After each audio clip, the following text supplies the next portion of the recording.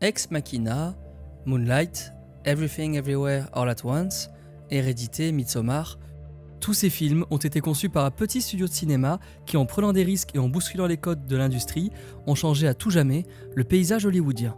Dans cette vidéo, on va observer l'histoire du studio A24. A24, vous allez voir, c'est l'innovation et l'indépendance. Et ces valeurs sont cohérentes avec Trade Republic qui sponsorise cette vidéo. Trade Republic, c'est une banque en ligne et c'est gratuit. Comme toute banque en ligne, vous avez accès à des cartes virtuelles gratuites, mais aussi à de jolies cartes physiques comme celle-ci, la carte miroir, elle est trop belle. La particularité de Trade Republic, c'est qu'elle propose plein de fonctionnalités pour garder le contrôle sur votre argent, sur votre épargne et sur vos investissements dans des actions ou des ETF. Mais la big news chez Trade Republic, c'est qu'aujourd'hui, si vous passez par mon lien pour créer votre compte, vous aurez un IBAN français. C'était pas le cas avant, maintenant ça l'est. C'est fini les IBAN en Allemagne ou je sais pas où, maintenant vous aurez un IBAN français. Comme ça, vos paiements par virement seront plus simples à réaliser. Et si vous avez créé votre compte avant, pas de panique, ça va arriver dans quelques semaines. Trade Republic propose un compte courant rémunéré à 3% brut annuel, mais aussi un système de safeback ou encore d'arrondissement de vos paiements et plein d'autres fonctionnalités qui vous permettent d'épargner sans vous en rendre compte. Pour ceux qui, comme moi, ne prennent pas vraiment le temps de s'en occuper, là c'est hyper utile, au moins vous n'aurez plus à y penser. Voilà, je vous invite à vous inscrire sur Trade Republic via mon lien pour obtenir votre IBAN français. Et nous, on repart à New York dans les années 2000. A24, c'est 3 amis. Celui tout à gauche là, c'est David Finkel. David Finkel, c'est un distributeur de films indépendants. Les films indépendants, ce sont des films produits en dehors du système des grands studios de cinéma genre Universal ou Disney. Avec souvent des budgets plus limités, une audience plus niche, mais une plus grande liberté artistique. Et David, son job, c'est d'abord de les dénicher, pour ensuite pouvoir en faire la promotion et les mettre dans les salles de cinéma. Et quant à lui, c'est John Hodges. Lui, il bosse chez Big Beach, une société de production connue pour avoir produit Little Miss Sunshine. She has a place in the state contest in Redondo.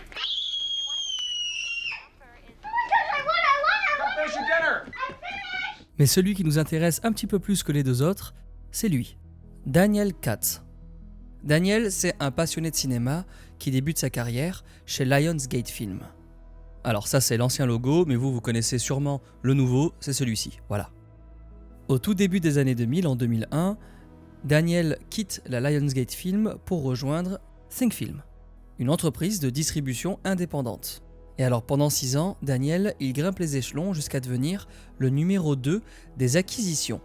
Là, son rôle, c'est de rencontrer les producteurs pour obtenir les droits de leurs films. Sans ça, il ne peut pas les distribuer, il ne peut pas en faire la promo, il ne peut pas les mettre dans les salles de cinéma. Alors pour ça, il sillonne les festivals de cinéma. C'est dans ce genre de lieu, les festivals, qu'on a le plus de chances de rencontrer des réalisateurs et des producteurs qui ont eux besoin d'un distributeur. Vous suivez. Et à Think Films, Daniel, il touche aussi un petit peu à la production. Et il produit des projets très précis. Ça par exemple, c'est Zoo. C'est un documentaire sur la zoophilie.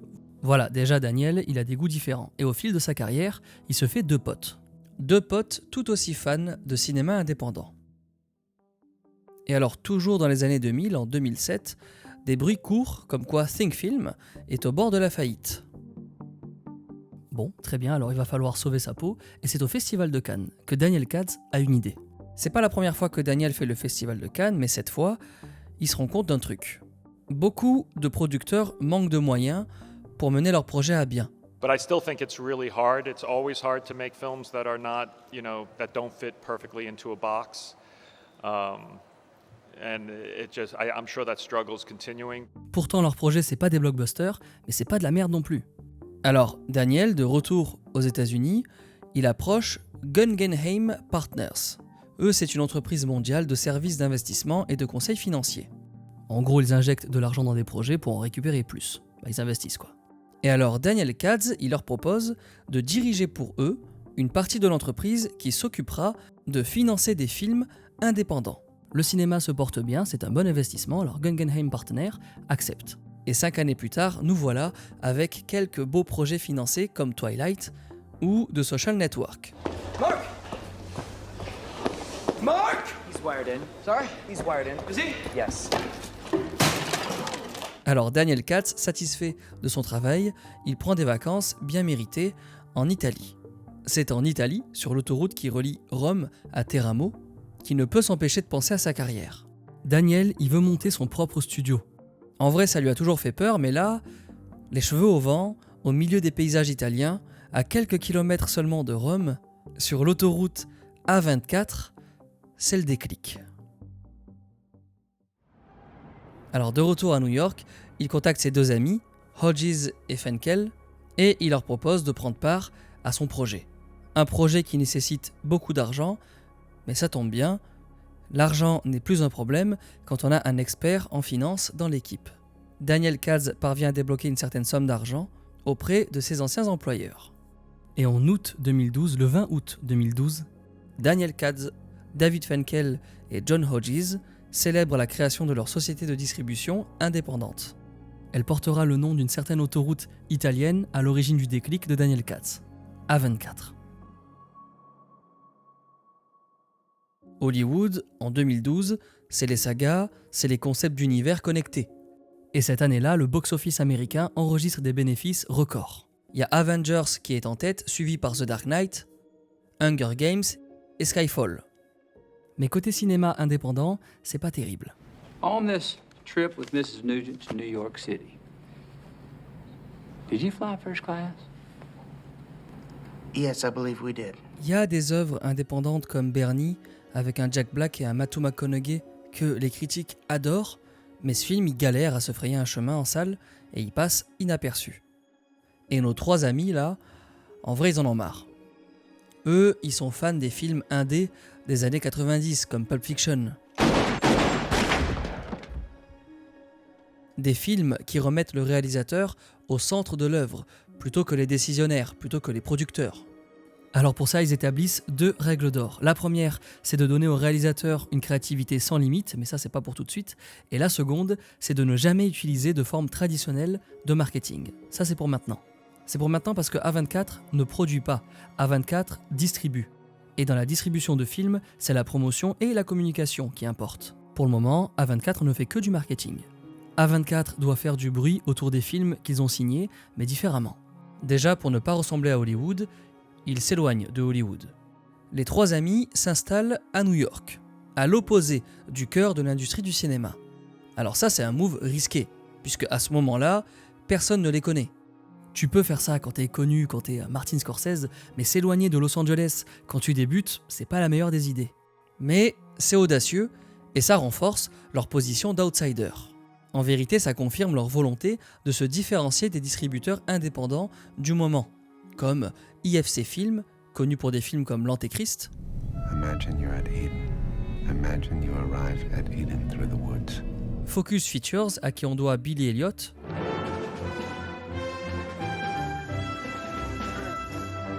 Et dans le paysage des distributeurs indépendants, on retrouve aussi The Weinstein Company, la nouvelle société des frères Weinstein. Mais en fait, le truc, c'est que toutes ces sociétés-là, ce sont des boîtes indépendantes dirigées par des hommes d'affaires. Leurs décisions sont plus guidées par l'appât du gain que par leur cinéphilie. Et cette façon de faire, ça dérange l'industrie, mais aussi certains de leurs employés. Le gars que vous voyez là, c'est un employé de Weinstein Company. Il s'appelle Noah Sacco et c'est un assistant d'une 20aine d'années. Il n'est pas heureux chez Weinstein Company pour plein de raisons. Alors, les 3 amis de A24 qui viennent de s'installer à New York vont s'empresser de le convaincre de les rejoindre en lui offrant le job de responsable des acquisitions chez A24. Et Noah accepte. En tant que responsable des acquisitions, on en a parlé tout à l'heure, c'est lui qui part en festival pour tenter de convaincre les réalisateurs et les producteurs de signer leur film et récupérer les droits pour pouvoir le distribuer sur le territoire américain. The acquisitions department there, sort of like traveling that festival circuit, which is very regimented, starting in the fall in Toronto and then Sundance in January in Berlin. Et Noah, même s'il est jeune, c'est une pointure. On lui doit la trouvaille de pas mal de pépites, comme Ex Machina. Mais on en parlera plus tard.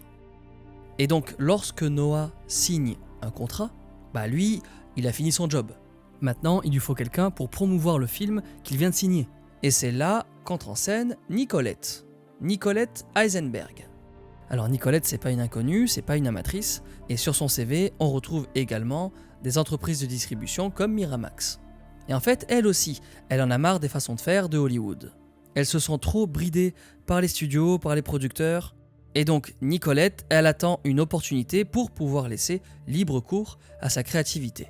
Une opportunité que Katz, Fenkel et Hodges lui promettent lorsqu'ils lui offrent le poste de responsable publicité chez A24. À ce moment-là, l'équipe d'A24, ils veulent absolument récupérer 2 films présentés au Festival de Toronto.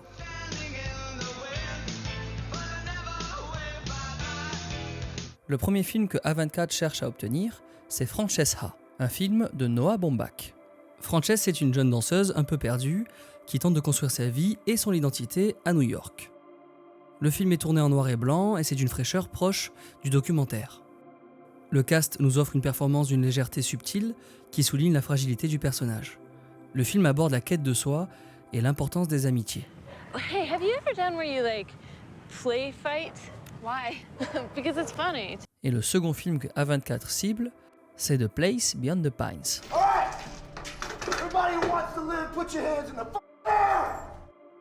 The Place Beyond the Pines, c'est une atmosphère sombre et immersive pour raconter l'histoire de 2 hommes liés par un destin tragique.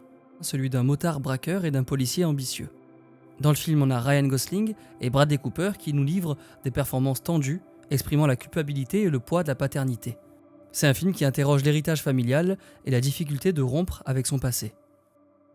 Quand on est une toute jeune entreprise dans le monde du cinéma, les producteurs et les réalisateurs, ils ont tendance à vous ghoster. Like, there's no easy answer for that, but that, I think, is the thing that you're always kind of modulating. And it is much harder because no one knows who that you are and no one takes you seriously. So that is becomes, more challenging. Et vous savez quoi ? Eh bien, c'est ce qui se passe pour Francesca. A24 se fait ghoster, aucune réponse, et le film part entre les mains de IFC Film. Bon, Noah et les 3 amis sont un petit peu dépités, mais c'est pas grave. Ils se consolent en se disant qu'ils peuvent encore obtenir The Place Beyond the Pines. Ils connaissent les producteurs et ils s'entendent bien avec eux. Mais visiblement ça ne suffit pas. A24 reste trop jeune et le film The Place Beyond the Pines part chez Focus Features. Alors Noah, il est abattu, c'est son premier festival et il perd les 2 films coup de cœur du studio. Mais heureusement à Toronto, il ratisse large et récupère les droits de distribution du film Ginger et Rosa de Sally Potter, une réalisatrice anglaise adepte des drames. Ça fait déjà un film qu'ils vont pouvoir distribuer, c'est pas mal. Et puis Noah, il s'envole pour le Rome Film Festival, c'est là qu'il déniche le film Dans la tête de Charles Swan 3, un film de Roman Coppola. Feel the world is against you, that nobody understands you. Alors Roman Coppola ça vous parle, c'est normal, c'est le fils de Francis Ford Coppola, réalisateur du Parrain. Et Dans la tête de Charles Swan 3, c'est le premier et unique film que Roman écrit, produit et réalise seul. Charles, c'est un graphiste en pleine rupture amoureuse. Il sombre dans un univers fantasmagorique qui reflète ses angoisses et ses désirs. Dans ce film, Roman Coppola propose une comédie surréaliste où le kitsch pop côtoie un humour mélancolique. Et Charlie Sheen, qui incarne donc Charles Swan, le joue avec une nonchalance excentrique, oscillant entre charme et autodérision. Le film aborde la crise existentielle et la façon dont l'imagination peut devenir un refuge ou un piège.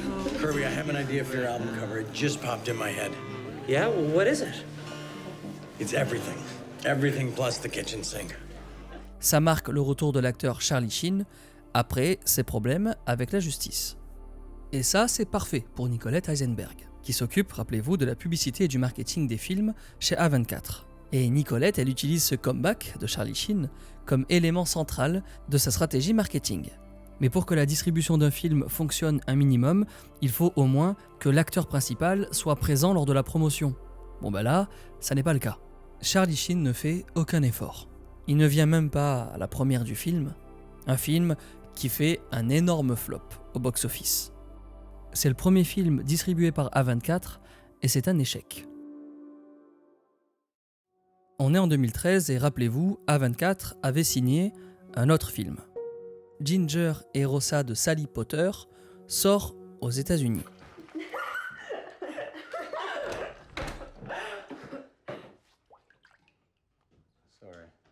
Ginger et Rosa, c'est 2 amis inséparables qui grandissent dans le Londres des années 60, entre militantisme pacifiste et turbulence familiale. Dans ce film, Sally Potter, elle dépeint avec délicatesse l'adolescence et l'éveil politique. Et elle souligne l'atmosphère d'incertitude liée à la guerre froide. Le film parle de la force de l'amitié adolescente et la responsabilité individuelle dans un monde au bord de l'implosion. Et malgré une intrigue qui s'éparpille sur plusieurs thématiques, dégradation du mariage, amitié trahie, menace nucléaire, le film reçoit globalement des retours positifs. Mais ses bénéfices restent timides. Il marche pas très bien en salle, Ginger et Rosa. Pour le moment, A24, ils ont 2 films à leur actif qui n'ont pas fait de vague. C'est le risque et ils le savent.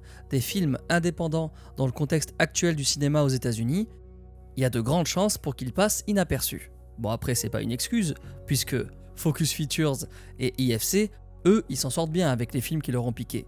Ajoutez à ça The Weinstein Company qui surfe sur le succès de Django Unchained. I said tell Miss Laura goodbye. Bye, Miss Laura. Là, ça veut juste dire qu'à 24, ils sont pas très forts, quoi. Mais A24 ne s'arrête pas là. Dans leur rang, ils ont Noah qui enchaîne les festivals jusqu'à atterrir à la Mostra de Venise. C'est là qu'il y rencontre Harmony Korine, un réalisateur américain plutôt punk. Lui, il est connu pour ses films un petit peu tarés, comme Trash Humpers, dans lequel des SDF font des trucs avec des poubelles. Harmony, il est au Venice Film Festival pour y présenter son nouveau film, Spring Breakers. 325. What? Are you serious? That's it? We're not even like halfway to spring break, y'all. Spring Breakers, c'est 4 étudiantes en manque d'adrénaline qui se lancent dans un braquage pour financer leurs vacances et sombrent dans un univers criminel. You will be issued citations, but you're going to have to pay the fines. You're going to do 2 more days in county. Dans ce film, Harmony Korine propose un univers flashy et saturé, où la jeunesse se perd dans une quête incessante de sensations fortes. James Franco, c'est un dealer charismatique qui incarne à merveille le piège d'un rêve américain corrompu.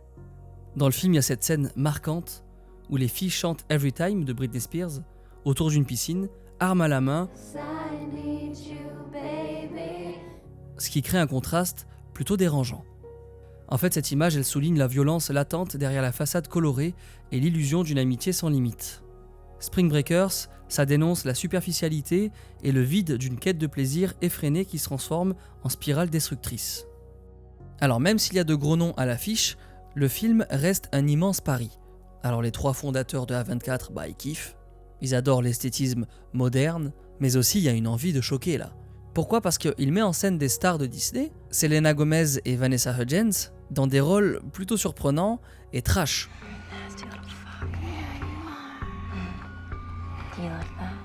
Non, c'est trop, ce film, il est taillé pour A24. Dans les bureaux de A24 à New York, l'équipe réfléchit à la meilleure façon de conclure le marché. Et c'est finalement Daniel qui trouve la solution. Il demande à Noah de s'envoler pour un meeting avec une des productrices du film, qui elle n'est pas à Venise, mais à Pittsburgh, en Pennsylvanie. Noah, le mec de 20 piges, il débarque chez la productrice avec un panier cadeau. C'est un panier cadeau rempli de bangs en verre, en forme de flingue. Et sur les bangs, on y retrouve le nom du film, Spring Breakers. Et pour compléter le panier cadeau, il y a des petits trucs à bouffer à l'intérieur pour quand t'es défoncé, quoi. Voilà, la productrice, elle trouve ça hyper original, et elle se dit que si A24 est capable d'avoir des idées pareilles, alors ils vont pouvoir faire des trucs de ouf pour la promotion de leur film. Dans l'heure qui suit, Noah obtient les droits de distribution de Spring Breakers. Alors la première étape pour A24, c'est d'organiser des projections tests pour avoir quelques retours sur le film. Bien évidemment, c'est une catastrophe. Il n'y a pas grand monde lors de cette projection qui a aimé le film, mais la bonne nouvelle quand même, c'est que ceux qui aiment le film l'aiment vraiment beaucoup. Ça veut dire que Spring Breakers touche une niche et a du potentiel. C'est juste que, comme toute œuvre indé, il est voué à diviser les avis. Mais c'est pas grave, c'est même très bien, l'important c'est qu'il soit vu. Et pour ça, Nicolette, elle établit une campagne de communication plutôt efficace. La cible, c'est les jeunes adultes. Les jeunes adultes qui font la fête et qui ont grandi avec les stars du film sur leurs écrans. Ces gens-là, en 2013, ils passent tout leur temps sur les réseaux sociaux. Nicolette, elle poste une photo de James Franco entouré des 4 actrices en bikini dans un décor qui rappelle la scène de De Vinci et elle le poste sur Facebook. Le post devient viral et la cerise sur le gâteau, c'est qu'aucun autre studio de cinéma n'utilise les réseaux sociaux pour promouvoir un film. Et donc là, les gens, ils adorent en mode « Waouh, c'est trop bien, c'est novateur de fou, la com, elle tue ». Et alors là, tout le monde s'attend au teen movie de l'année. Un genre de American Pie à la plage. Mais lorsque le film sort, c'est la surprise. Personne n'est prêt pour ce qu'il se passe à l'écran, les spectateurs ressortent perturbés, et la presse pointe du doigt une communication floue, voire mensongère. La fanbase des actrices, elle est dégoûtée, mais les critiques, eux, ils sont convaincus. Yeah, in a way, that's kind of his, for the want of a better word, art house genius, is that Harmony Korine kind of doesn't make any bones about it, in a way. He's serving you up a bit of pulp, a bit of trash, but doing so with what I have to admit is a fair bit of authorial kind of swagger, because he's not a fool. Le film réalise plusieurs millions de dollars au box-office. Cette campagne de com de Spring Breakers, elle devient une référence. Et en fait là, pour un petit peu de contexte, il y a une centaine de sociétés de distribution aux États-Unis.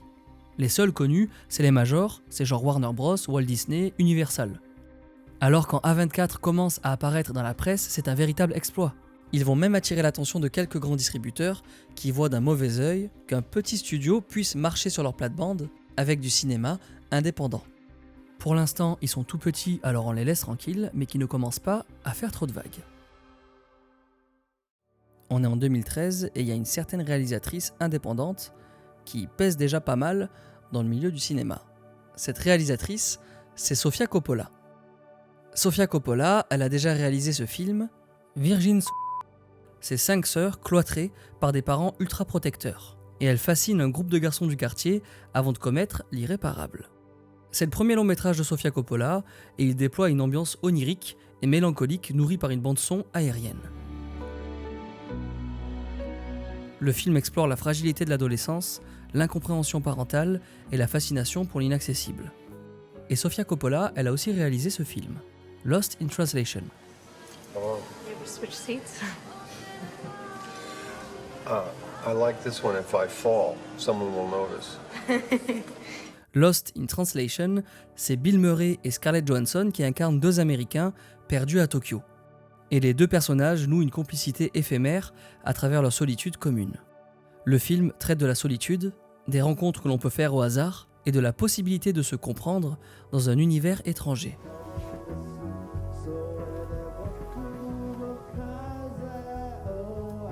Alors lorsque Sofia annonce son nouveau film, A24 se positionne immédiatement dessus, sans même le visionner.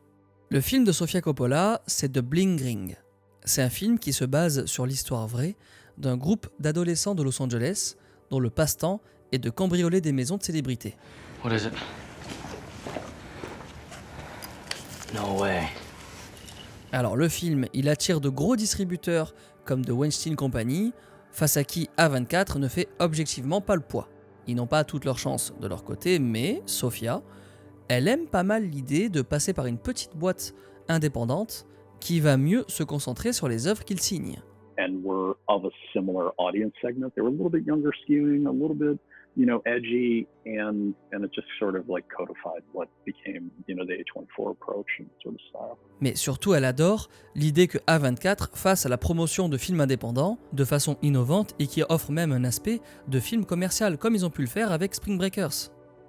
Du coup, lorsque vient le moment de choisir, Sofia décide de signer avec eux. Et alors ça crée un sacré bordel. Toute l'industrie et même la presse s'en mêlent en mode « mais qu'est-ce qu'elle fait Sofia Coppola? Pourquoi elle signe avec des nouveaux venus ?» Et puis surtout, il y en a un qui n'est pas du tout content, c'est Harvey Weinstein. Il est très en colère. Aujourd'hui, on le connaît principalement en tant que prédateur sexuel condamné, mais en 2013, Harvey, c'est un des piliers de la production de films, responsable de classiques comme Pulp Fiction ou Scream. Donc, quand A24 lui passe devant, Harvey appelle l'agent de Sofia et l'engueule d'avoir donné le film à des amateurs, pour rester poli. Harvey met ensuite une pression sur la carrière de Sofia Coppola, qui demande même à A24 s'ils veulent bien peut-être laisser Harvey collaborer sur le projet. Mais Daniel Katz, David Finkel et John Hodges, ils refusent catégoriquement. Ils savent que Harvey Weinstein est exécrable et que lorsqu'un Weinstein s'occupe d'un film, c'est pour se l'accaparer. Bravo A24, ils ont de sacrés balls quand même. Hi, I'm Nikki. This is Sam. Hi. Oh my God, it's Paris Hilton. The Bling Ring, c'est des adolescents fascinés par les célébrités qui décident de cambrioler des villas de stars pour s'approprier leur style de vie. Le film critique la fascination aveugle pour la culture de la célébrité. Et c'est un film qui étonne par ses incrustations web et ses extraits de vidéosurveillance qui modernisent la mise en scène. Sofia Coppola étonne le public en s'éloignant du style contemplatif de ses films précédents. The Bling Ring, il est d'abord présenté au Festival de Cannes. Thank you everyone for coming. We're so excited. It's the first time I'm seeing our film with an audience and all of us seeing it the first time together. Le film enregistre le plus gros démarrage de Sofia Coppola aux États-Unis, confirmant la montée en puissance d'A24. A24 devient pour Hollywood un studio à surveiller de très près. En 2014, au total, A24 y distribue 11 films. Et en seulement 2 ans d'existence, c'est plutôt pas mal. Mais la plupart de ces films, bien que portés par des réalisateurs et des acteurs déjà connus, ils font pas de vagues. Certains passent même inaperçus, c'est le cas de ce film, Under the Skin, de Jonathan Glazer.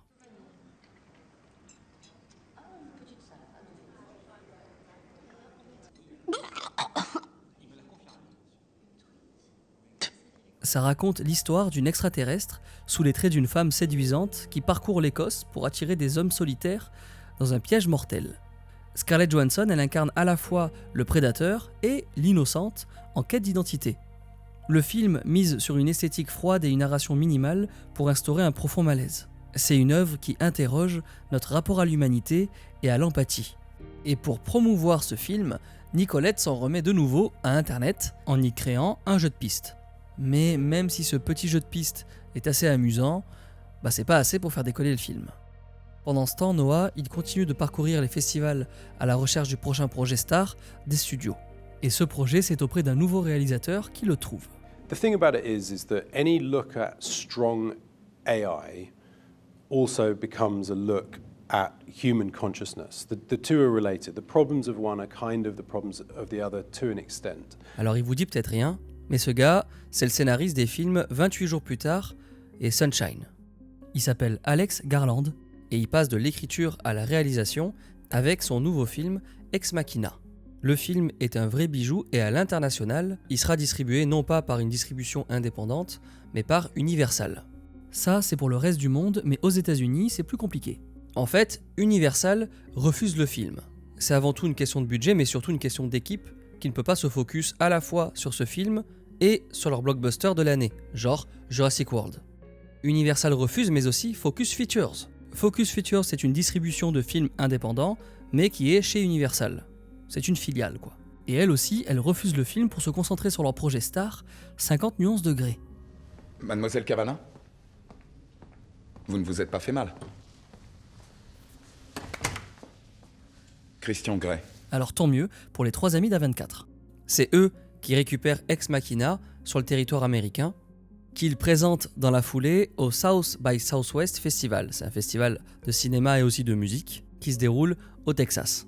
Et c'est en plein milieu de la ville d'Austin que le public découvre l'histoire d'un programmeur informatique chargé de tester durant 7 jours l'intelligence artificielle humanoïde AVA, afin de déterminer si l'IA développe une conscience humaine ou si elle n'est qu'une machine. You already know my name, and you can see that I'm a machine. Would you like to know how old I am? Sure. I'm 1. Ex Machina, c'est un jeune programmeur qui est invité à tester l'humanité d'une intelligence artificielle dans un laboratoire isolé. C'est un huis clos futuriste où les lignes entre l'humain et l'intelligence artificielle se brouillent.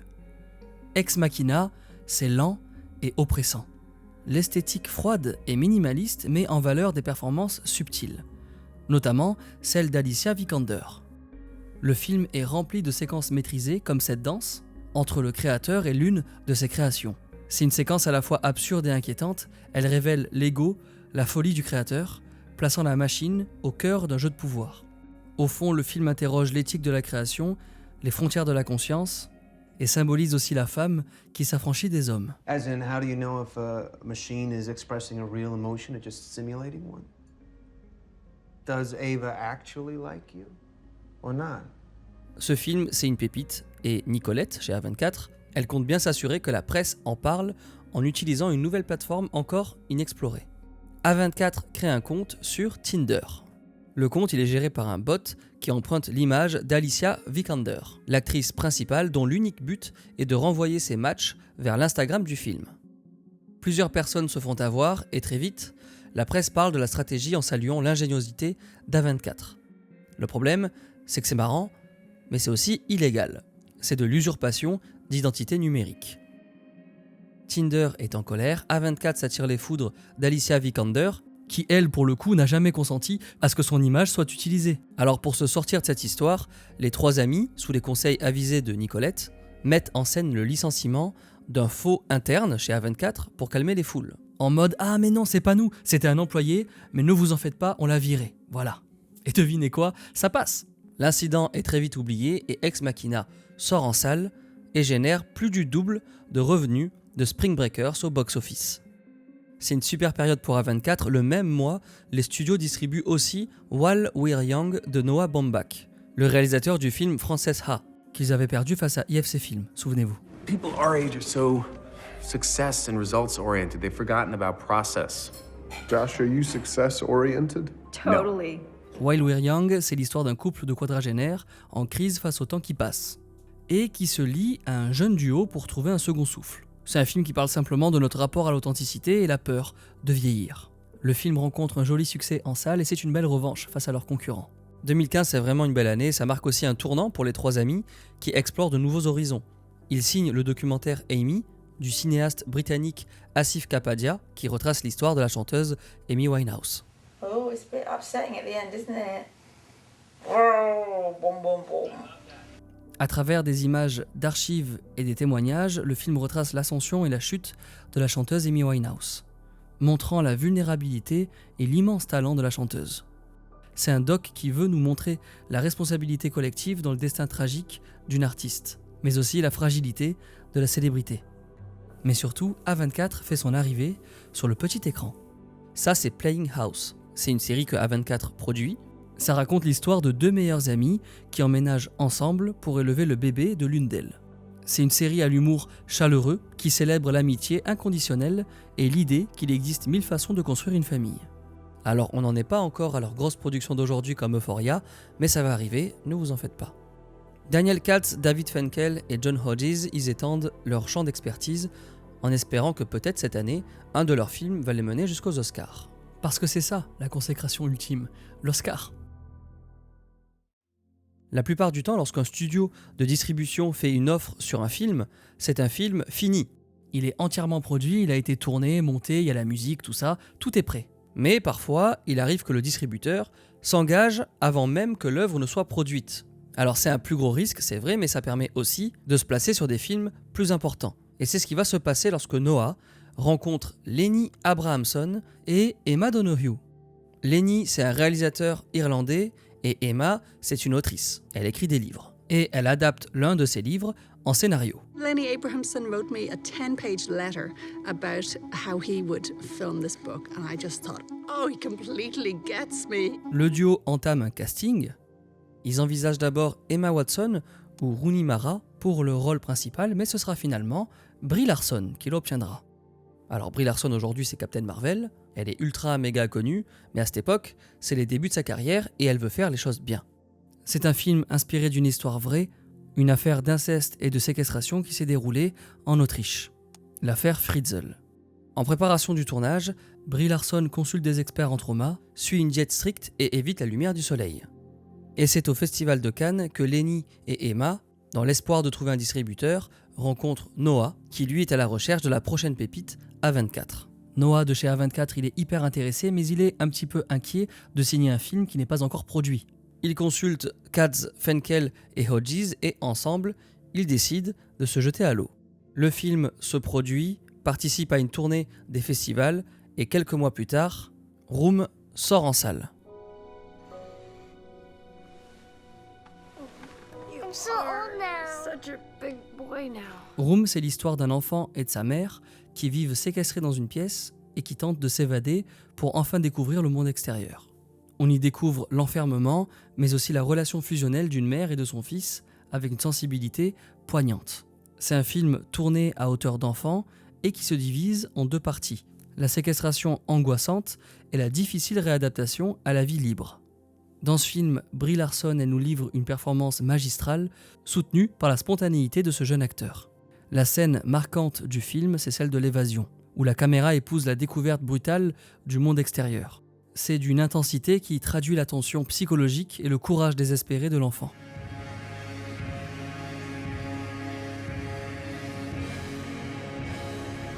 Room, ça nous rappelle la force de l'amour maternel et la résilience qui permet de survivre à l'impensable. Et il impressionne par le réalisme de son approche du trauma et de l'enfance. Can we go to bed? Yeah. They'll take us somewhere to sleep soon. No, but bed. In room. Et c'est un immense succès. Room, ça engendre des revenus quasi similaires à ceux d'Ex Machina, et le film collecte plusieurs nominations prestigieuses, dont 4 pour les Oscars dans la catégorie meilleur film, meilleur réalisateur, meilleur scénario adapté et meilleure actrice.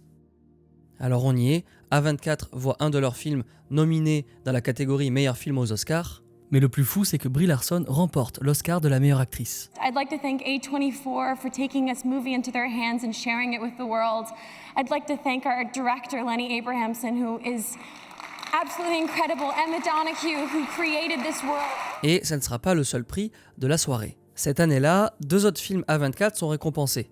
Amy remporte l'Oscar du meilleur documentaire. Really, this film's all about Amy. This is all about showing the world who she really was, not a tabloid persona, the beautiful girl, the amazing soul, funny, intelligent, witty. Et Ex Machina remporte l'Oscar des meilleurs effets visuels. We've got to thank the studio, we've got to thank the production, we've got to thank Alex for being an amazing director. 3 Oscars en une soirée, ce qui signe la consécration des studios A24 et consolide leur place en tant que référence dans le monde du cinéma.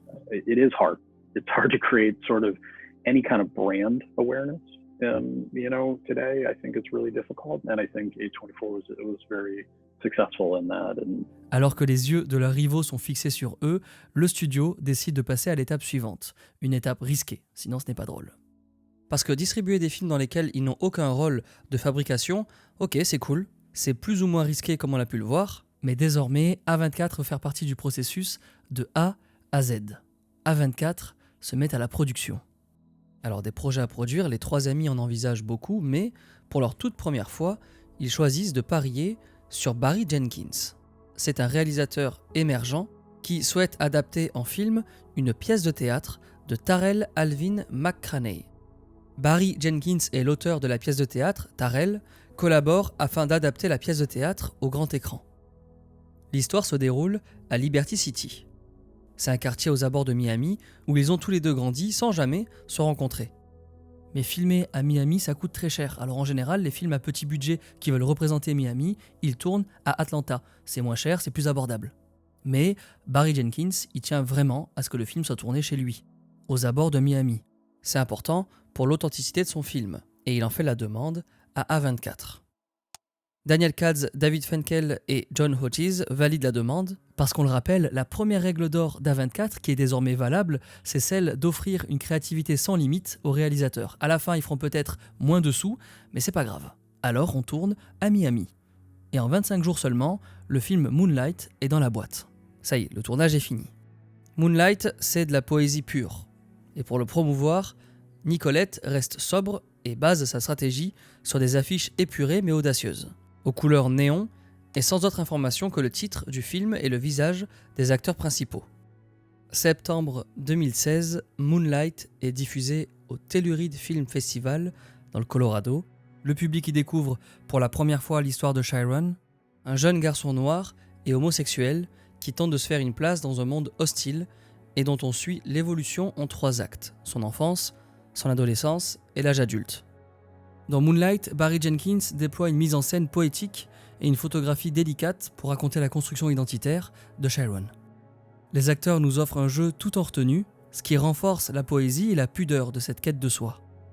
L'une des scènes les plus marquantes, c'est celle où Juan apprend à Chiron à nager. Une initiation à la fois physique et symbolique. D'abord, ça nous offre un moment intimiste, où la confiance et la tendresse règnent, ce qui contraste avec la violence de l'environnement. Mais en plus, une scène forte en symbolique. Le père de substitution enseigne à l'enfant submergé à maintenir la tête hors de l'eau dans un monde prêt à le noyer sous ses stéréotypes. Le film aborde sans tabou les thèmes de l'addiction, de l'identité et de l'homosexualité au sein de la communauté afro-américaine. C'est un film qui n'est pas destiné au grand public et A24 le sait très bien. Ils n'ont pas signé en se disant ça, c'est le succès de l'année. Non. Donc quand Moonlight reçoit d'excellentes critiques au festival Telluride, A24 ils sont hyper contents, mais ils savent que le vrai challenge, c'est d'aller conquérir les salles. D'abord, A24 sort le film dans quelques salles de cinéma en sortie limitée, mais très vite ils se rendent compte que c'est la folie. Les quelques salles de cinéma qui diffusent Moonlight sont bondées, à tel point que A24 se voit dans l'obligation de le distribuer de façon bien plus large pour répondre à la demande grandissante. Le film résonne auprès de tous ceux qui se sont un jour posé la question que le héros se pose. Who is you, Sharon? I'm me. Who is you? Pour l'aspect esthétique photographique du film, on retrouve des couleurs néons, tantôt rose, mauve, parfois jaunâtre, pour transmettre un sentiment d'anxiété, des codes qu'on a l'habitude de retrouver dans le cinéma indépendant. Les 3 acteurs qui incarnent Chiron, ils ont un jeu exceptionnel et surtout honnête qui interpelle l'enfant déboussolé, l'adolescent harcelé et l'adulte brisé en chacun de nous. Moonlight réussit le pari d'accorder harmonieusement la forme et le fond et rapporte près de 30 fois plus que son budget de production. On est maintenant en 2016, début 2016, le 26 février 2016. Et ce soir-là, c'est la 89e cérémonie des Oscars. La star de la soirée, c'est La La Land, de Damien Chazelle, un réalisateur franco-américain. La La Land, c'est 14 nominations. Derrière lui, on a Premier Contact, le film de Denis Villeneuve, qui se dispute la seconde place avec Moonlight. Moonlight récolte 8 nominations, dont une pour la catégorie du meilleur film. Ok, bon, la soirée débute avec 2 premières victoires pour Moonlight. Meilleur scénario adapté et meilleur acteur secondaire pour Mahershala Ali. Et bonne nouvelle, c'est le premier acteur musulman à remporter un Oscar. I'm so blessed to have had an opportunity. It was about Juan, it was about Chiron, it was about Paula. Cast and crew, it's just such a wonderful experience. Thank you, Barry Jenkins. Thank you, Terrell Alvin McCraney. Et le prix que tout le monde attend, c'est celui du meilleur film. Enfin vient l'heure des résultats. L'actrice Faye Dunaway annonce le grand vainqueur. La La Land. Alors à ce moment-là, toute l'équipe du film se précipite sur scène, euphorique, et quand il remercie le public, des régisseurs envahissent la scène, et alors là c'est la panique. Jordan Horowitz, l'un des producteurs de La La Land, prend la parole. Écoutez. There's a mistake. Moonlight, you guys won Best Picture. Moonlight won. Come on, this is not a joke. This is not a joke. I'm afraid they read the wrong thing. This is not a joke. Moonlight has won Best Picture. Moonlight, Best Picture. Oui, il y a eu une erreur. Alors là, les applaudissements rugissent.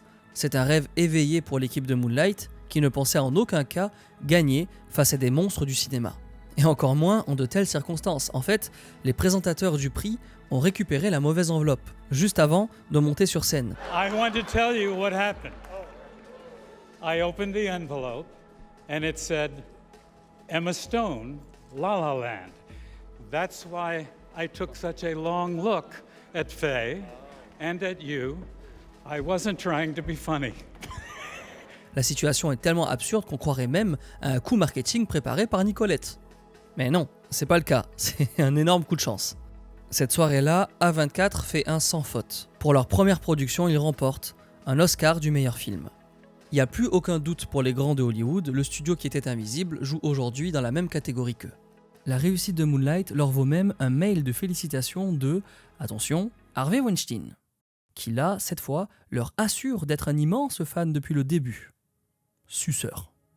Bon, après ce succès, A24 enchaîne les projets iconiques. En distribution, l'année est marquée par la sortie de films un petit peu marrants, comme Swiss Army Men de Daniel Scheinert et Daniel Kwan.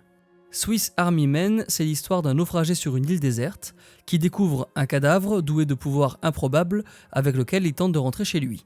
Les Daniels signent une comédie absurde mais aussi poétique, où l'humour scatologique se mêle à une réflexion existentielle.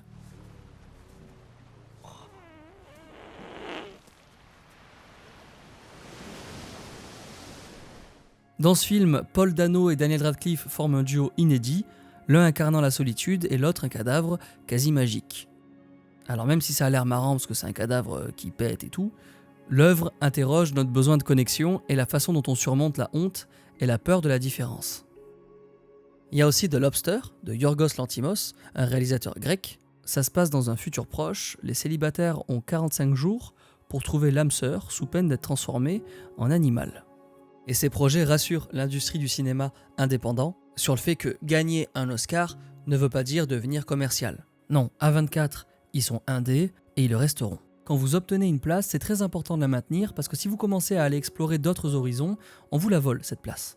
Et c'est ce que certains vont essayer de faire, dont un nouveau studio de distribution qui s'installe dans des locaux à New York, comme eux, et qui ont une grande volonté d'apporter un nouveau souffle à Hollywood. Ce studio de distribution, c'est Neon. Mais pour l'instant, pas d'inquiétude, A24 est au top et il ne s'inquiète absolument pas de l'arrivée de potentiels concurrents. Même si, il devrait. Pour fidéliser son audience, A24 lance en début d'année le magazine A24 Zine. C'est un magazine qui réunit des écrits de réalisateurs et donne un aperçu des coulisses de production du studio. Ce nouveau média, vraiment, c'est une bête d'idée parce que c'est un pas supplémentaire vers leur fanbase. Aux US, ça donne vraiment une image cool à A24, l'image d'un studio accessible et surtout innovant. C'est une image que Nicolette a bien l'intention de cultiver avec un nouveau coup de marketing décalé lorsqu'elle envoie à plusieurs journalistes à New York un gâteau décoré d'une photo de Robert Pattinson et Ben Safdie, tous deux à l'affiche du film Good Time. Quelques semaines plus tard, Nicolette réimprime la photo, cette fois-ci sur des boîtes de pizza disponibles dans les 4 pizzerias les plus populaires de New York. Quelle bonne idée, évidemment à New York et aux États-Unis, ça fait du bruit, et les gens se précipitent en salle pour découvrir Robert Pattinson dans un rôle surprenant, au cœur d'un périple nocturne marqué par le désespoir et la fatalité, bien loin de ses débuts de carrière dans des sagas commerciales.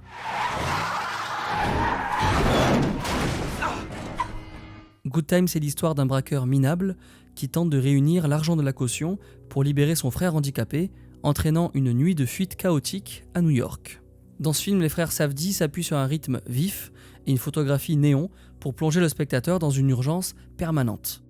Et dans cette frénésie, on sent l'empilement de mauvaises décisions et la lente descente vers une impasse fatale. Le film met en lumière la détresse sociale et la frontière fine entre la solidarité fraternelle et la dérive criminelle.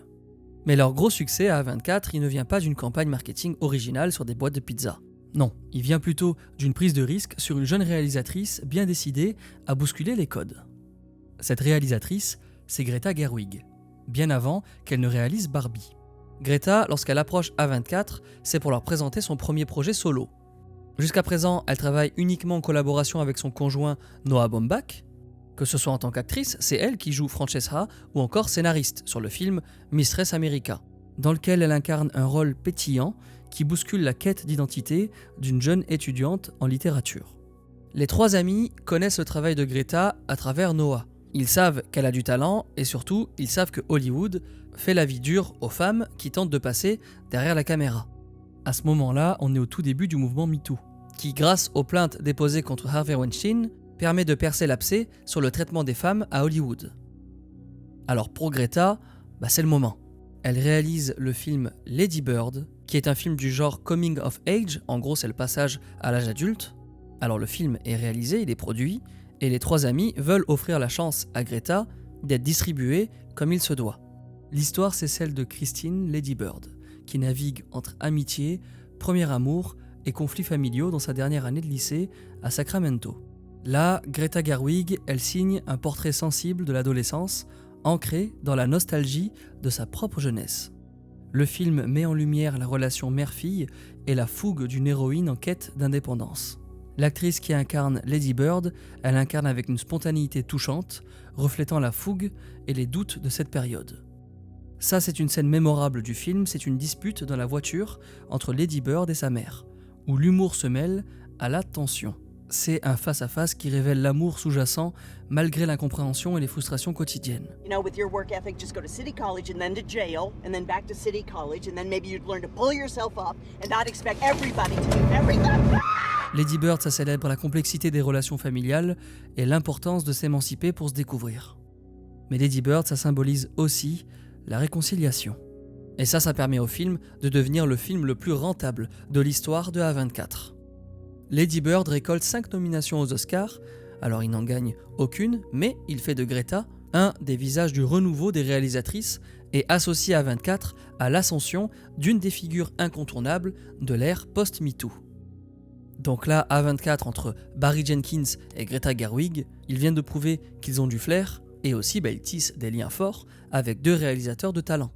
Ce sont tous 2 des artistes qui résonnent auprès de niches minoritaires et qui cassent les stigmatisations.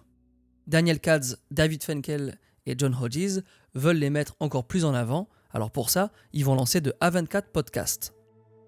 C'est un podcast audio qui met face à face 2 réalisateurs ou acteurs de films A24 qui vont discuter de leur carrière et de leurs projets.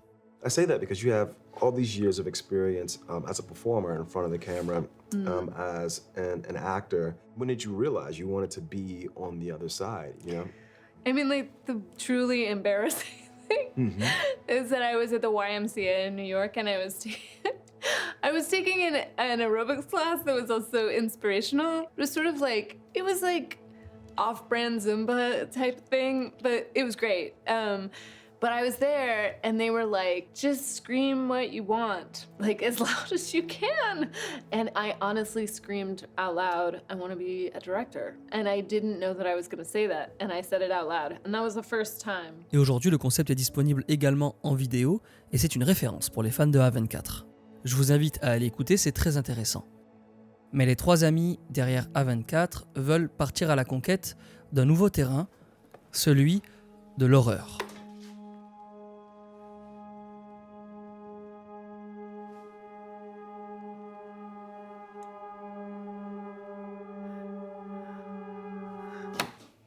Alors c'est risqué parce qu'à ce moment-là, il existe déjà plusieurs autres sociétés de production qui dominent cette niche. Ghost House Pictures, fondé par Sam Raimi, qui, en dehors d'être le papa des premiers Spider-Man, est un roi de l'horreur avec des films genre The Grudge ou encore Evil Dead. IFC Midnight, qui est la branche horreur d'un des premiers concurrents d'A24, et à qui on doit notamment The Human Centipede et The Autopsy of Jane Doe.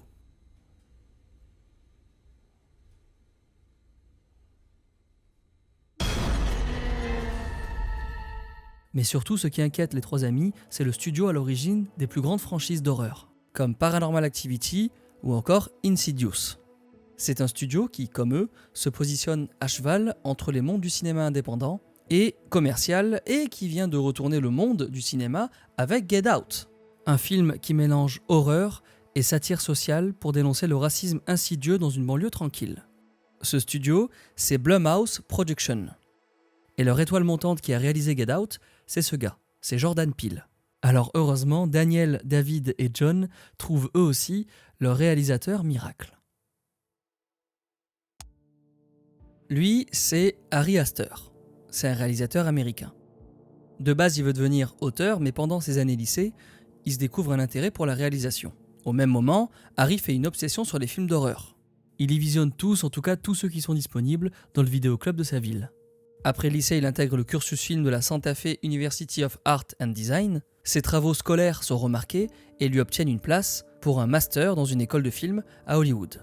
Là-bas, Harry réalise quelques courts-métrages dont The Strange Thing About the Johnson.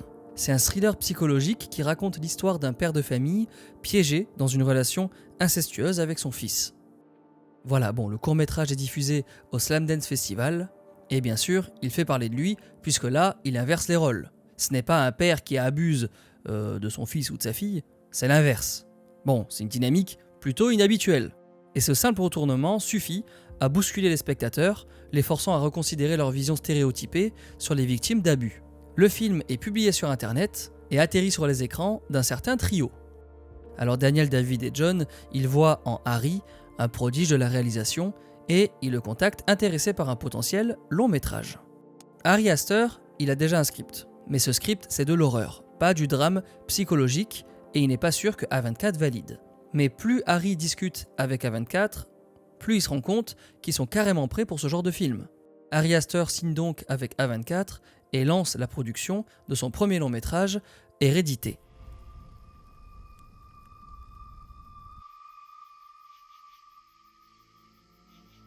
Alors pour réaliser ce film, Harry s'inspire des classiques du genre comme Carrie et des légendes sur le démon Paimon, tout en gardant au centre de l'œuvre ce thème des relations familiales dysfonctionnelles. Ça a marché pour lui dans un court-métrage présenté en festival, il n'y a aucune raison que ça ne fonctionne pas dans un long. Pour le rôle de la mère, il s'adresse directement à Toni Collette. C'est une actrice australienne, multi-récompensée, connue pour ses rôles dans Little Miss Sunshine et Le Sixième Sens. Le film s'offre une avant-première au Sundance Festival. Bah oui, A24 ne fait pas les choses à moitié. Et puis, une projection exclusive de minuit au South by Southwest Festival. Les spectateurs découvrent l'univers sinistre, malaisant et pourtant calme d'Ari Aster, dans lequel évoluent les Graham, une famille endeuillée qui se retrouve confrontée à une série d'événements surnaturels qui révèlent un héritage maléfique. Dans Hérédité, Ari Aster il installe un climat oppressant où la tragédie familiale glisse insidieusement vers l'horreur. L'actrice Toni Collette, elle nous livre une performance parfaite qui incarne la souffrance et le trouble mental qui gangrène la famille. Cette séquence-là, elle est explosive. Les tensions accumulées éclatent dans un monologue de désespoir. Don't you swear at me, you little shit! Don't you ever raise your voice at me! I am your mother! Cette confrontation, elle dévoile à la fois la culpabilité, la terreur et l'inéluctable malédiction qui pèse sur eux. Hérédité nous parle d'héritage familial et des démons que l'on se transmet, parfois malgré soi. Le lendemain de la projection, les spectateurs se réveillent avec un cadeau bien particulier sur leur paillasson. Des poupées similaires à celles fabriquées par Charlie dans le film. Ce coup marketing fait grandement parler du film avant même sa sortie en salle, presque autant que l'incident en Australie où le trailer d'Hérédité est diffusé lors d'une séance de Peter Rabbit dans une salle remplie d'enfants, créant donc une scène de panique digne d'un film. Et à Skip, c'est un vrai accident. Ou peut-être un coup de communication bien placé, ça, on sait pas.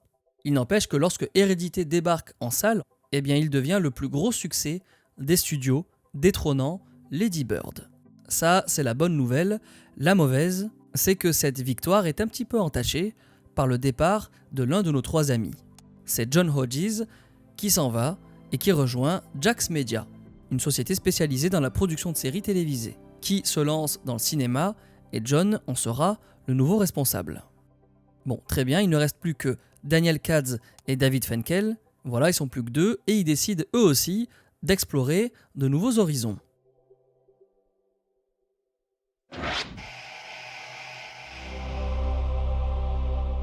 En 2019, la chaîne HBO découvre une série israélienne sur des jeunes expérimentant les drogues et le sexe. Cette série HBO, ils souhaitent la réadapter pour la télé occidentale. Alors pour ça, ils rencontrent Sam Levinson, réalisateur en herbe, qui travaille déjà sur l'écriture d'une série, s'inspirant de ses propres expériences avec les stupéfiants. I was a drug addict for many years, and I had a lot of anxiety, and I really struggled with depression. And I got clean at the age of 19. I've been clean for 14 years. HBO propose à Sam de diffuser la série, et Sam Levinson, bien évidemment, accepte. Maintenant, HBO part à la recherche de producteurs. Alors, le premier qui accepte de faire partie de l'aventure, c'est Drake. Drake injecte des sous, et en plus Drake est célèbre, donc ce sera tout bénef pour la communication de la série. Mais HBO, ce qu'ils recherchent vraiment, ce sont des producteurs avec de l'expérience et surtout avec un flair pour le storytelling. Bon, pour la faire courte, ce qu'ils cherchent, c'est Daniel et David. Le trailer de la première saison sort sur YouTube en mai 2019 et lance contre toute attente un phénomène planétaire. Euphoria. Du côté du grand écran, Ari Aster prépare son deuxième long métrage. Et puis en plus à ce moment-là, il est en pleine séparation, il a besoin d'extérioriser. Pour ça, il écrit l'histoire d'une jeune femme traumatisée par un drame familial qui va suivre son petit ami au cœur d'un village suédois. Et dans ce village, ils vont assister tous les deux à un festival durant lequel vont se dérouler de violents sacrifices. Il le présente à A24 qui l'approuve sans hésitation, même si tous connaissent l'enjeu de ce film. Parce qu'après Hérédité, forcément, le public et leurs concurrents attendent A24 au tournant. Durant le tournage, Ari Aster il essaie de nouvelles techniques de réalisation, notamment sur les moments psychédéliques. Et il y va dans le détail. Certaines scènes nécessitent jusqu'à 80 essais pour atteindre le juste équilibre. A big challenge that we took on in this film was putting the spectator into the experience of somebody going through a mushroom trip. On these shots, we managed to experiment a lot and find what was too much and what was not enough. I would say that some of these shots we had 80 versions of. Et après une quarantaine de jours de tournage et quelques mois de production, le nouveau film de Ari Aster sort en salle. Midsommar.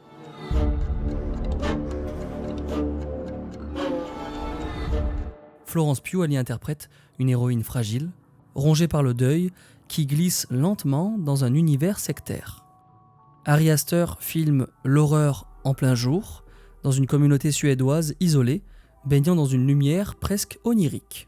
Et dans Midsommar, on y retrouve tous les éléments clés d'Ari Aster. Il y a un malaise sous-jacent, il y a des relations complexes, des réactions viscérales et la gestion du deuil couplée à une violence extrême. La seule différence, et elle est importante, c'est qu'ici le méchant n'a rien de paranormal. Pas de fantômes ni de démons, mais simplement des hommes et des femmes dans ce que l'humanité peut révéler de pire. Le public ressort de la salle bouche bée, encore sous le choc de cette scène de fin, désormais devenue culte. Le film interroge en profondeur notre besoin d'appartenance et les dangers d'une empathie corrompue. Le film se veut la suite spirituelle d'Hérédité, mais peine à atteindre le même succès. Alors pour lui redonner un petit coup de visibilité, A24 intervient et lorsque le studio annonce la sortie digitale du film, il lance un jeu concours qui offre des places en thérapie de couple. Voilà, bon, ça amuse, mais sans plus. Pire que ça, il se fait devancer par le hit international Parasite. Une satire sociale cruelle, mêlant humour noir et suspense pour dénoncer les inégalités de classe en Corée du Sud. Un film qui a su mettre en lumière la violence latente provoquée par les inégalités et la difficulté de briser le cercle de la pauvreté. C'est brillantissime. Un film indépendant distribué par Néon. Aïe aïe aïe. Les deux amis restants doivent prouver que les studios A24 ont toujours les épaules solides. Et pour ça, ils comptent sur un duo de réalisateurs qu'ils ont déjà croisés auparavant, pour la distribution de leur film Good Time. Ben et Josh Safdie. Leur nouveau projet, il est plus perso et s'inspire directement de leur père et de sa carrière dans le Diamond District de New York, l'un des centres de l'industrie du diamant. Le scénario bouclé, les frères Safdie partent à la recherche de producteurs et sans hésitation, ils se tournent vers A24. Pour incarner leur personnage principal, les frères veulent absolument Adam Sandler. Alors il leur envoie le scénario, mais l'agent d'Adam Sandler, il leur répond « Mais vous êtes qui en fait ?» They wrote it for me like 10 years ago, and I didn't, they sent it to me. Sandy got a hold of it, my manager. Yeah. He said, absolutely not. And how dare you? Ok, il est maintenant temps pour A24 de prouver qu'ils sont de bons producteurs. A24 fait parvenir le script à Martin Scorsese. Martin Scorsese aime tellement le projet qu'il se greffe sur le film en tant que producteur. D'un coup, tout le monde est intéressé. Ça se bouscule même au casting. Jonah Hill et Sacha Baron Cohen sont d'abord envisagés pour jouer le rôle de Howard, le personnage principal, mais les deux frères veulent vraiment Adam Sandler. Alors ils retentent leur chance et là, comme par magie, c'est la bonne. Le film, c'est Uncut Gems. Uncut Gems, c'est l'histoire de Howard. C'est un bijoutier new-yorkais qui mise tout sur une opale rare dans l'espoir de solder ses dettes et il est très vite pris dans une spirale d'adrénaline. Dans Uncut Gems, les frères Safdie filment la frénésie urbaine de New York avec une caméra nerveuse qui épouse le stress permanent du personnage principal. Adam Sandler incarne un bijoutier compulsif toujours en quête du gros coup qui peut le sauver. Et tout au long du film, on ressent la même sueur froide que Howard. On est pris dans un tourbillon d'adrénaline. Uncut Gems, ça met en lumière le piège de l'obsession et la course insatiable vers la réussite qui peut tout détruire. Alors que le film est en pleine diffusion, les réseaux sociaux d'A24 sont pris en otage par Howard, le personnage, qui annonce l'arrivée d'un pop-up store à New York. Le store est une reproduction du magasin de Howard dans le film et propose des surprises aux visiteurs comme des accessoires du film, des opportunités photos avec les acteurs ou encore des bijoux. Le film et la promo sont un véritable succès. Les noms de Adam Sandler, Martin Scorsese font de Uncut Gems le film le plus rentable du studio. De tous les films de A24 au box-office, c'est le numéro 1. En tout cas, en 2019. On arrive en 2020, Covid. Et comme tous les studios du monde, A24 tente de survivre, alors ils se diversifient. A24, ils ont déjà une boutique en ligne qui vend du merch inspiré de leurs films. Et c'est marrant de voir ça de la part d'un studio indépendant, puisqu'on a l'habitude de voir ça plutôt chez les grands studios, genre Disney ou Universal. Et cette année, A24 lance sa marque de vêtements. La marque, elle est bien sûr portée par des célébrités, disons qu'ils en connaissent 2-3, ce qui lance rapidement un véritable culte, celui des 24 Kids. Les 24 Kids, ils portent des vêtements labellisés A24. Et alors attention, il y a tout, hein, casquette A24, waouh, quel beau gosse, chaussettes A24, t-shirt A24, short A24. C'est pas juste du merch, c'est une véritable marque. A24 profite de ce succès et sortent aussi des versions livres, des scripts de leurs films, mais aussi du chocolat ou encore un livre de recettes inspiré de leurs plus grands classiques d'horreur. Mais du coup, en alimentant leur boutique avec de nouveaux concepts, Daniel et David y permettent à A24 de rester dans les esprits des gens et de compenser une absence sur les écrans. Et pendant cette période où le monde entier est en suspens, A24 prépare le plus grand coup de leur carrière.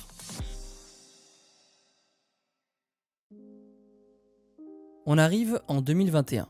Quelques années plus tôt, A24 avait distribué le film Swiss Army Men. Ce film, il est réalisé par The Daniels. Ces deux réalisateurs, ils s'appellent tous les deux Daniel, et du coup, ça donne The Daniels. Et ce duo, ils ont sous le coude leur nouveau projet qui explore un thème qu'ils adorent, le multivers. Et dites-vous qu'à cette période-là, The Daniels se voit offrir une opportunité en or. Réaliser la saison 1 de la série Disney+, Loki. Alors, ça tombe de nulle part, et cette opportunité, elle est énorme. Elle peut faire décoller leur carrière, et pourtant, The Daniels la refuse. Persuadés que leur plus petit projet de multivers en vaut plus la peine. Leur nouveau bébé, ils ne veulent le refiler à personne d'autre qu'à A24. Et ça tombe bien, les deux amis d'A24 sont complètement bouche bée en lisant le scénario. Le multivers, c'est à la mode, mais ça n'a jamais été pensé de cette manière-là. Alors ils signent et lancent la production. Et pour promouvoir le film, A24 mise cette fois-ci sur une campagne sobre. Tout ce que le public doit savoir, c'est qu'on parle de multivers. Le reste, il faut que ce soit la surprise. Et en mars 2022, le film Everything Everywhere All at Once sort en salle. L'histoire suit Evelyn, mère de famille sino-américaine, usée de la vie, et prend un virage radical lorsqu'elle découvre qu'elle peut voyager à travers les multiverses et se connecter à ses doubles. Les Daniels orchestrent un tourbillon visuel chaotique où Michelle Yeoh traverse des univers multiples avec une énergie folle. Il y a une mise en scène hybride qui oscille entre comédie absurde, action effrénée et moments d'une grande tendresse. Il y a une scène qui est marquante dans le film, c'est le combat dans le couloir avec des accessoires improbables. Et cette séquence, elle incarne parfaitement l'esprit décalé du film. C'est une chorégraphie fantaisiste qui montre à quel point la réalité peut s'étirer et se réinventer lorsqu'on accepte toutes ses facettes. Au fond, Everything Everywhere All at Once célèbre la famille, la réconciliation intérieure et la puissance de l'amour face au chaos. Le film, c'est un hommage à l'ADN A24, avec un scénario original, ancré dans des thématiques universelles et des héros qui représentent une diversité à la fois culturelle et identitaire, comme dans Moonlight. Le tout monté sur Premiere Pro. Voilà, c'est ce genre de choses qu'on veut entendre. Le film récolte 11 nominations, devenant le film le plus nominé des Oscars 2023, et il en remporte 7, dont celui du meilleur film. And the Oscar goes to Everything, Everywhere, All at Once. Le film remporte aussi l'Oscar de la meilleure actrice pour Michelle Yeoh, qui devient la première actrice asiatique à recevoir cet honneur. This is a beacon of hope and possibilities. This is proof that dreams dream big and dreams do come true. And ladies, don't let anybody tell you you are ever past your prime. Never give up. Everything Everywhere All at Once rentre aussi dans l'histoire en devenant l'un des films les plus récompensés de tous les temps. A24 se fait définitivement une place sous les projecteurs de Hollywood, aux côtés des gros de l'industrie, à qui les deux amis n'ont définitivement plus rien à envier. 2022 et 2023, ce sont d'excellentes années pour A24 avec Everything Everywhere All at Once, mais aussi avec la bombe émotionnelle The Whale. The Whale, c'est un professeur d'anglais reclus et obèse qui tente de renouer avec sa fille adolescente alors qu'il se sait condamné. Le réalisateur Darren Aronofsky concentre son film sur un huis clos émouvant où chaque visite met en lumière la culpabilité et l'amour insatisfait. The Whale, ça marque le retour de l'acteur Brendan Fraser à l'écran, incarnant la souffrance physique et psychologique de son personnage. C'est un comeback légendaire dans un rôle à la fois émouvant et étouffant qui lui rapporte l'Oscar du meilleur acteur. I thank the Academy for this honor and for our studio A24 for making such a bold film. Le film évoque la grâce du pardon et la manière dont on affronte la solitude dans un corps devenu prison. Et malgré une réception critique mitigée, la sincérité de sa performance émeut le public et assure un succès commercial à ce huis clos anxiogène. Et toujours à la même période, pour s'assurer une place définitive dans le cœur de leur public, David et Daniel dévoilent AAA 24, ou AAA 24, mais bon, c'est moins stylé en français. C'est un abonnement qui coûte 10 € par mois et qui offre des trucs plutôt cool comme un ticket de cinéma pour tous les films A24 lors du week-end d'ouverture, un abonnement au magazine et d'autres exclusivités VIP. En 2023, c'est sur le petit écran qu'A24 s'impose à nouveau avec Beef. La VF, c'est Acharné. C'est une série créée par le réalisateur coréen Lee Sung-jin. Après un simple incident de la route, deux inconnus entament une escalade de représailles qui envahit peu à peu leur vie entière. La série, elle se distingue par une réalisation nerveuse et un humour noir omniprésent. Steven Yeun et Ali Wong incarnent à merveille des personnages aux failles intimes, déchirés entre haine et désespoir. C'est une série qui souligne la façon dont la rancune et la colère peuvent consumer les individus et les mener à leur propre destruction. La série est diffusée par Netflix, ce qui signe la première collaboration entre A24 et le géant du streaming, Netflix. Côté film, il y a tout un éventail de projets. Priscilla, une adolescente qui se retrouve propulsée dans le monde d'Elvis Presley. Sofia Coppola y offre une mise en scène feutrée, centrée sur la perspective de Priscilla et ses doutes grandissants. On retrouve aussi The Iron Claw, un autre film biographique sur une famille de catcheurs. C'est l'histoire de la famille Von Erich, légende du catch américain, qui fait face à la gloire, aux tragédies et à la pression d'un héritage sportif écrasant. Le film mêle l'énergie brute des combats à une exploration intime du fardeau familial, avec un Zac Efron méconnaissable dans le rôle principal. On a aussi Beau is Afraid. Beau is Afraid, c'est l'histoire de Beau. C'est un homme anxieux qui traverse un périple cauchemardesque pour rendre visite à sa mère, affrontant d'étranges visions et ses peurs les plus enfouies. C'est Ari Aster qui réalise Beau is Afraid et il nous livre ici une odyssée psychologique qui oscille entre comédie noire et angoisse existentielle. Le tout porté par Joaquin Phoenix. Le film est troublant, il est parfois même très spé, mais il raconte en définitive la tyrannie de l'anxiété et la difficulté de se libérer de l'entrave maternelle pour exister pleinement. Et puis on a surtout Talk to Me, en VF, La Main. La Main, c'est un film d'horreur australien réalisé par un duo de youtubeurs. Peut-être que vous les connaissez, ils sont à l'ancienne. Moi j'adorais leurs vidéos, ils s'appelaient Raka Raka. Bon, eh bien eux, ils font un film d'horreur et ils signent la distribution chez A24. C'est l'histoire d'un groupe d'amis qui découvrent une main embaumée qui leur permet de communiquer avec l'au-delà, déclenchant une série d'événements macabres. Les deux réalisateurs australiens instaurent une atmosphère étouffante, jouant habilement avec l'horreur psychologique. La scène du premier contact avec l'esprit, c'est d'une telle tension, c'est merveilleux. La main, c'est le rapport à la mort et la fascination dangereuse pour l'interdit. Et pour la promotion de ce film, A24 se tourne vers un média qu'ils n'ont encore jamais utilisé, les jeux vidéo. La Main est intégrée à Fortnite. Et intégrer un film d'horreur indépendant dans l'un des jeux les plus joués par des jeunes, c'est une excellente idée. Et lorsque La Main sort aux États-Unis, le film rencontre un immense succès au box-office. C'est un succès qui fait du bien à A24, à Daniel et à David, mais qui en vérité est gâché par une attaque directe de leurs concurrents, Néon. Néon, à ce moment-là, ils viennent leur débaucher 2 membres de l'équipe de communication.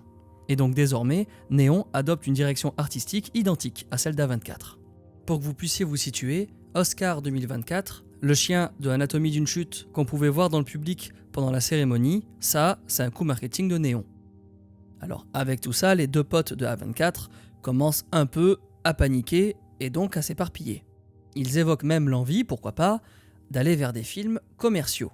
Une envie qui se fait ressentir par l'arrivée de leur plus gros projet jamais lancé. Ce projet, c'est celui de ce monsieur. Alex Garland, vous le connaissez, c'est celui qui a réalisé Ex Machina. Et cette fois, il revient avec un thriller d'action dystopique. Il stresse un petit peu parce que son budget de production, il s'élève à plus de 50 millions de dollars. Soit plus que n'importe quel autre film produit jusqu'à présent par A24. Mais Daniel et David y connaissent Garland. C'est un de leurs réalisateurs favoris, ils lui font confiance, alors ils valident le projet. Le film se réalise en temps et en heure, et pour promouvoir le film, A24 poste sur Instagram 5 images générées par intelligence artificielle qui représentent des villes américaines dans une ambiance apocalyptique. Alors là, bon, ça fait un flop.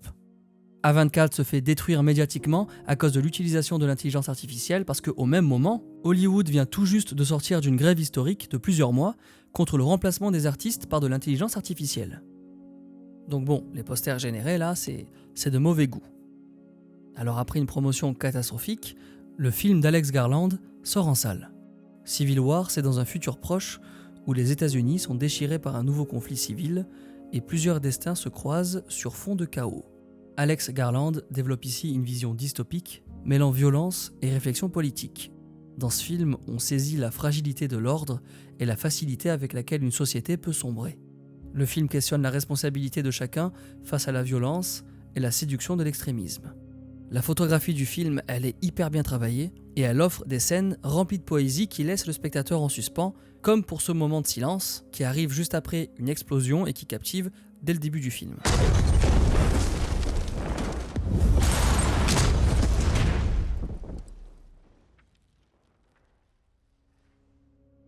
Et malgré une communication ratée, le film fait un carton au box-office.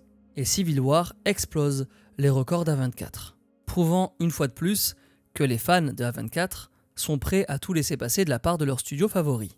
Enfin presque tout parce que dernièrement, ils se sont mis dans une sauce.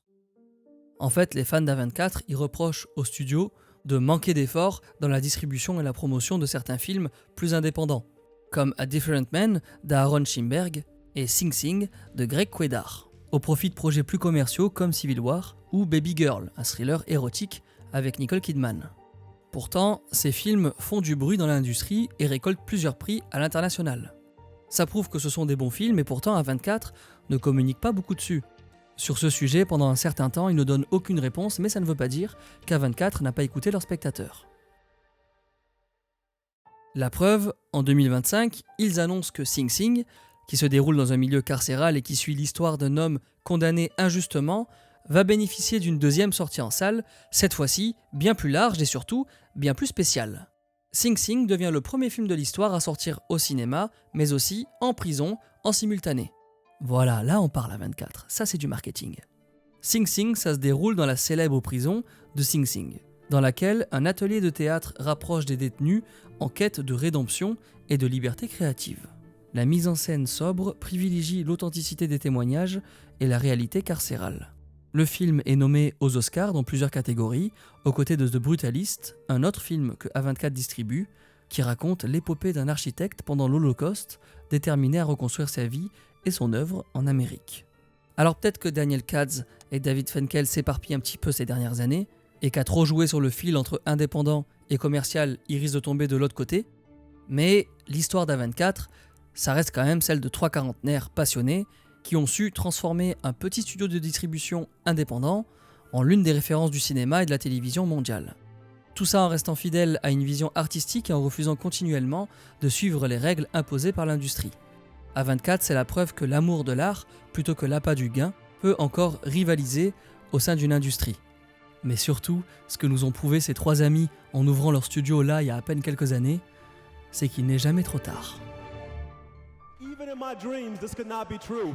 But to hell with dreams, I'm done with it, because this is true. Oh my goodness. Merci à toutes et à tous d'avoir regardé cette vidéo, je vous invite à vous abonner si elle vous a plu, à mettre votre petit pouce en l'air, c'est toujours très important. Un immense merci à l'équipe de Boudouni Studio, je sais que cette vidéo elle était plus rude à produire, tout simplement parce qu'on connaît pas grand chose sur les trois fondateurs d'A24, mais vous avez réussi alors bravo. Merci à toutes et à tous et on se retrouve très vite sur YouTube. Ciao.